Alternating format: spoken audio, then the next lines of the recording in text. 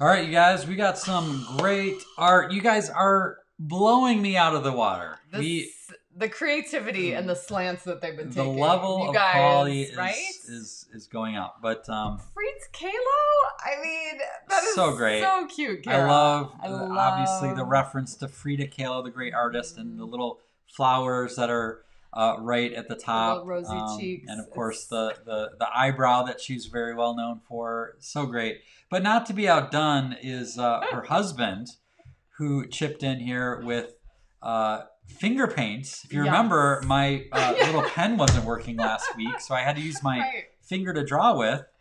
And Paul said, I'm gonna go with finger paints myself. Which, by the way, French fries are really cool with the finger impression. It almost looks like he did fingerprints, doesn't it? Yeah, I was gonna say, I couldn't tell if that was like, it almost looks like a sponge kind of a thing. I don't know. He'll have to tell us how he did that, but it was literal finger we'll have to have Paul on to give a demonstration of this technique. Parviz patate. Yeah, is the French for potato, right? Yeah. So how sweet is that? That was great. Loved them, Paul. That was so cool. Catherine continues to amaze us with her collage work. What was There's like a bingo card that she used the thing as a bingo card is the container, and the idea that there's kind of a little free prize inside there. Mm-hmm.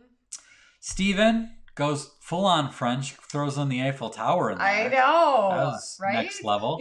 Back to Catherine's for a minute. She called it macas frat. Yeah.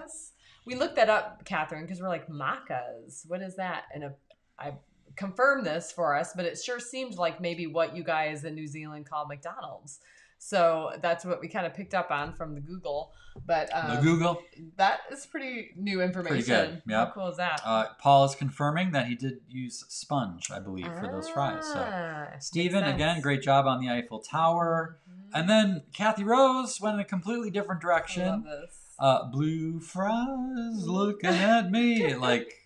I know. So good. I love that you just heard that song and then just made them blue. I love that. So I love, and again, we're getting more and more of these drawings and artwork. So please keep them coming because it's so fun to see what you guys come up with.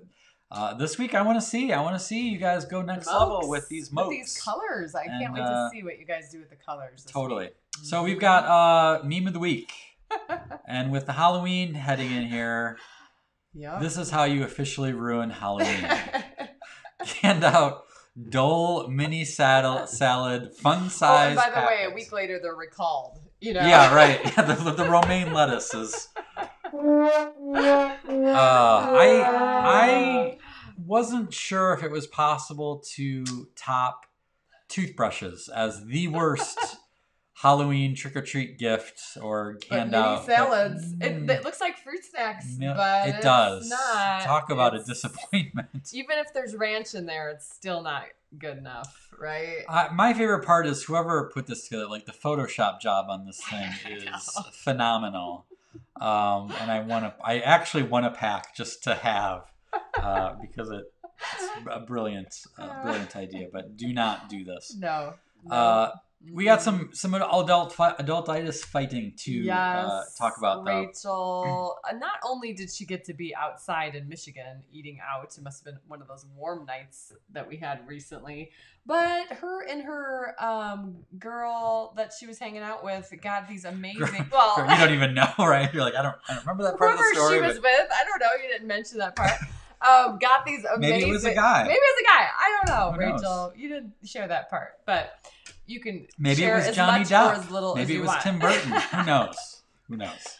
These shakes were pumpkin pie and s'mores, you guys. I mean, that's what I'm talking about. Yeah, this is legit. Yeah. You know what else I'm talking about? I think we should invent stories. Like we should just make like this happened right after Rachel got hit by a car. Oh, and this is dark. Bounced 30 yards and was unhurt. Okay. Unhurt. All right. And she decided to celebrate by getting a vegan pumpkin shake, which is what you do when you get hit by a car and go 30 yards or whatever. Yeah. Whatever she said. I don't remember what she said. I may have the numbers wrong.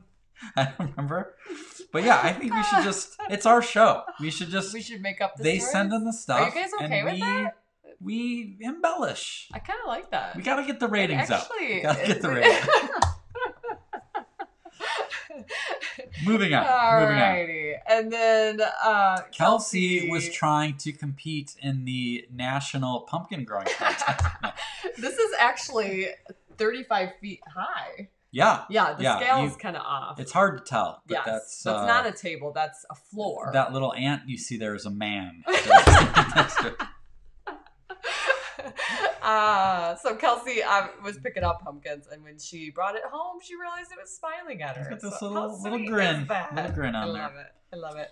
And then Helen, ever since I saw this, I can't stop not seeing it in my dreams, and because this is not only did she literally crocheted Wonder Marty a sweater. Have we shared that already? We've been celebrating. I don't know. Weeks. I need to have this up every episode. Right. Wonder Marty is the colorful Marty that Wonder and Whimsy Society members get, and she made a freaking sweater for him. A sweater. She went and got fall colored yarn for this, by the way. Heck yes, I did. Yes, she did. And she made a little pumpkin for him because it's fall and he needs it, and he needed it. Ironically, that Wonder Marty is 75 feet tall.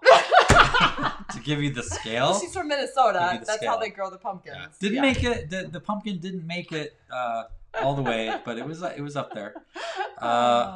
Paul, back to Paul here with some hijinks. So in the mystery box that we sent out to Wonder and Whimsy Society members, one of the things we included tricks or treats. So the treats were some retro candy, and then we Kim's out.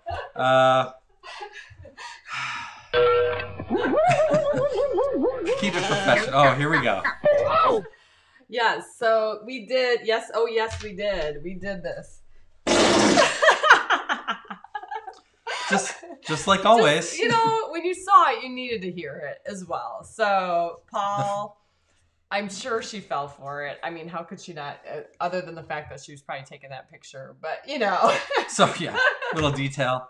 Yeah, so this was the trick in the trick or treat box. But I love how you had to pass gas, and you were able to go get a whoopee cushion and then mask it right in that moment. Like that's how life women just go. Lines up, Moving on. So Lynn's got a little story about the Hawaiian shirt, the Aloha shirt, as it's referred to. If you're not a part of the Escape Adulthood League, by the way, every Friday we do a segment called High Five Friday, where we're celebrating the victories against adultitis for the week. And so recently she put up that her son Nolan had always done in high school this Friday Hawaiian shirt day. Every Friday he wore a Hawaiian shirt. And she recently picked up a Hawaiian shirt herself and decided to start this up at work. So knowing we were doing the Hawaiian theme tonight, I'm like, oh, we got to get that. So she was good enough to send that over for us, that picture. Yes. It looks awesome. And if you're unaware, matches ours. If you're not in the Escape Adulthood League, that's a free thing. And that's where we have the High Five Fridays and Whimsy Wednesday. And you go to escapeadulthood.me and sign up for that. It's kind of our online community away from the negativity that we find on other social media platforms. Was it last week? And we were celebrating, I think it was Polly Merton showed us a little Despicable Me minion mask. And I said, if you're not taking advantage of whimsical masks at this point, you're doing it wrong. What's going on? What's your story? So today on Whimsy Wednesday, we're calling out the whimsical masks. And I know Kara was trying to choose which one to put up because... If you have to choose, you're doing it right. Right, exactly, right? And finally, this week, we have Carol, yes, who told us about the rock snake in her neighborhood. Yeah, that someone had created. Rocks. This has been a thing over the pandemic. Mm-hmm. It's funny what things have become things, but painting rocks has been a thing. But not only are they celebrating the idea of painting rocks, they're adding to this snake. So every day people add more rocks to it. And so when you go for your walks next to it, you can see how it's been added to. And of course, Wonder Marty is hanging out on the snake head to admire all the awesome whimsical rocks. I love that. You just have to have one rock that kind of looks like a snake head, paint a snake head, and then Everything gone. after that is fair game. And it looks like right? a little pipe cleaner for the tongue. And off you go. Maybe add 5 to kind of get the idea, but then see what happens. Pretty right? rad, if I do say so myself. So good job, Carol and neighborhood.